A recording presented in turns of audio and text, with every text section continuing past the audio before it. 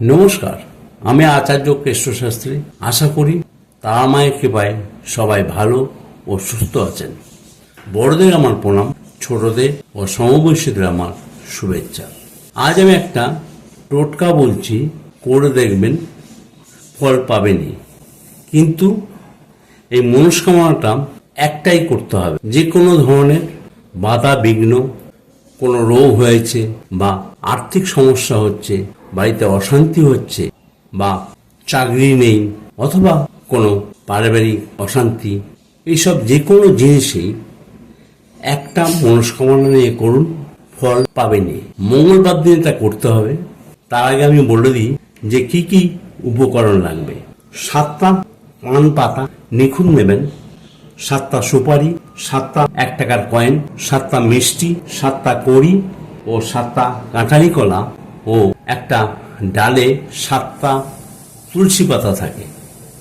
এইগুলো নিয়ে একবার করে একটা পান পাতা, সুপারি, কয়েন, মিষ্টি, কড়ি ও কাঁঠালি কলা ও একটা ডালে যে 7টা তুলসী পাতা আছে, একবার করে নিজের নাম, গোত্র আর যে মনস্কামনাটা করছেন সেই মনস্কামনাটা কিন্তু একটাই করতে হবে, সেটা মনে মনে বলবেন এবং ওং হং হনুমন্তে বিদ্মহে আঙ্গনায় ধীমহি তন্নো বীর প্রচোদয়াৎ।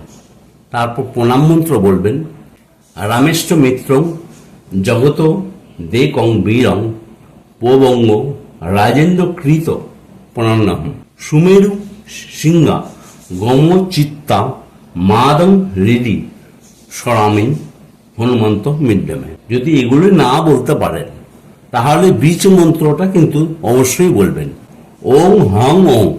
এটা 7 বার বলবেন, একবার করে নিবেদন করবেন আর এই বীজ মন্ত্রটা 7 বার বলে নিবেদন করবেন। এইগুলো দেওয়ার পর মাটির প্রদীপে ঘি এবং ধূপকাঠি জ্বালাবেন। জ্বালানোর পর মন্দিরে বসে 28 বার ওং হং ওং জপ করে নেবেন। এটা আপনাকে 7টা মঙ্গলবার করতে হবে। মেয়েদের ক্ষেত্রে যদি কোনো অসুবিধা হয় সেটা বাদ দিয়ে, সেই মঙ্গলবার বাদ দিয়ে তারপরের মঙ্গলবার করলেও কোনো অসুবিধা নেই। এটা করে দেখুন, অভ্যর্থ ফল পাবেন।